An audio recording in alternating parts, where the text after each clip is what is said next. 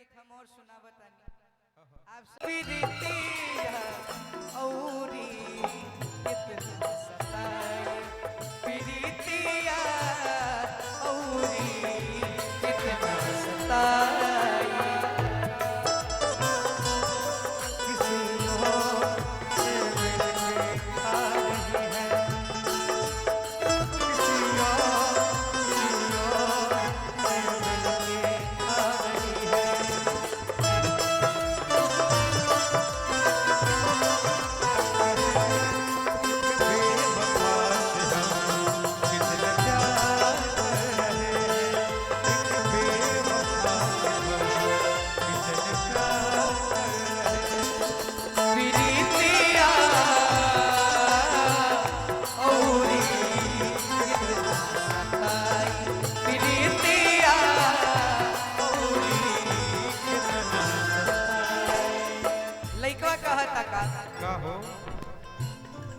हम ना पाए आँख के आंसू छुप के रोबू हम ना पाए आँख के आंसू छुप के रोबू कागज पर से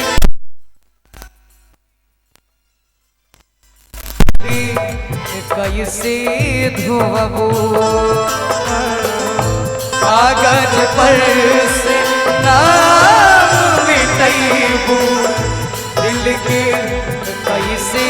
धोबो चाह के तू भी ना पैबू गोरी चाह के भी तू ना पैबू गोरी साथ रही परछाई प्रीतिया औरी कितना सताई प्रीतिया औरी कितना सताई दूसरा के नाम के मेहंदी रचा के दूसरा के नाम के मेहंदी रचा के अब चीज पराई प्रीतिया औरी कितना सताई प्रीतिया औरी कितना सताई प्रीतिया औरी कितना सताई प्रीतिया औरी कितना सताई प्रीतिया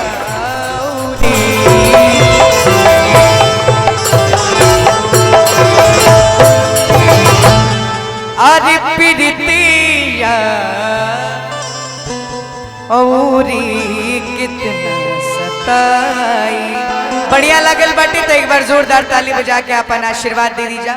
और अब मंच वाले नागेंद्र चाचा के हाथ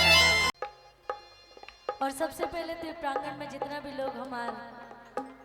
गार्जियन दोस्त मित्र भाई बहन जे भी उपस्थित बा आप सबके मंच के माध्यम से हम पैर छू के प्रणाम करत हनी और सबसे पहले भोजपुरी समझ में आवता ना आप सबके थोड़ा जोर से बोली हमरा नहीं के सुनाई दे समझ में आवता ना हाँ तब देखे अपने बच्चों का हर बेटी भी चाहती है लेकिन इस समय जो वो दर्द महसूस होता है एक बिछड़ने का अपने परिवार से वो कोई भी हो कोई भी करोड़पति हो अरबपति हो विदाई के टाइम कन्यादान के टाइम आंख से आंसू आ ही जाता है कितना वो भी पत्थर दिल इंसान हो ऐसे बचपन से पाले पोसे कैला से आन पापा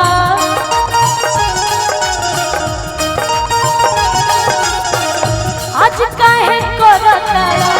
बोला कन्यादान पापा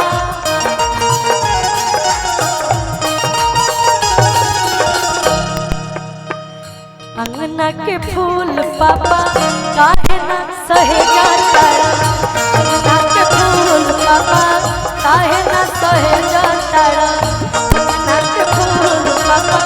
काहे ना सहे जाता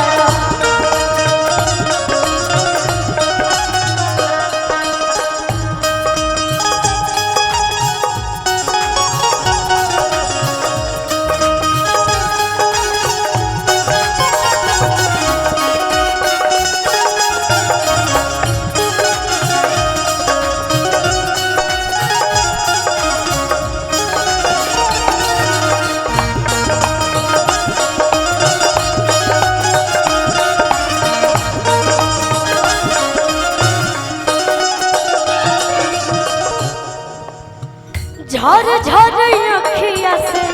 झर के ललोर हो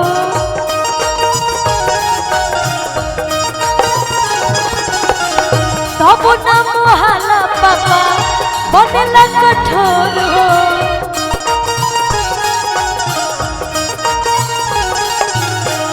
झर झर अखिया से झर के ललोर हो तब न मोहाला पापा बनेला कठोर हो कबुना न गोरे या तू केकर संगमा भेजा तारा कबुना न गोरे केकर संगमा भेजा तारा घर के दुलारी धिया काहे नहीं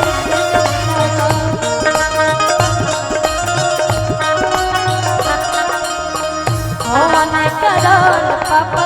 ससुरा के भेजा तारा हवन करन पापा ससुरा के भेजा तारा हवन करन पापा ससुरा के भेजा तारा।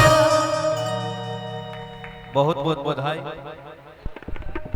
और मुझे अच्छा लगता है, मैं दिल से गाती हूँ कोई भी गीत संगीत को मैं मजा लेके गाती हूँ, मैं प्रेशर में कभी गीत नहीं गाती हूँ। और देखिए माई के मना लेने और आज इतना सुंदर बेला में सभी उपस्थित भइल बात हम चाहम कि बहुत सारा गीत संगीत के फरमाइश होता। वाह क्या बात है भैया, बहुत सुंदर। थोड़ा सा और मेहनत कर दीजिएगा तो हमारा काम आसान हो जाएगा, थोड़ा सा भैया। और देखिए भैया डी शार्प कर लीजिए तो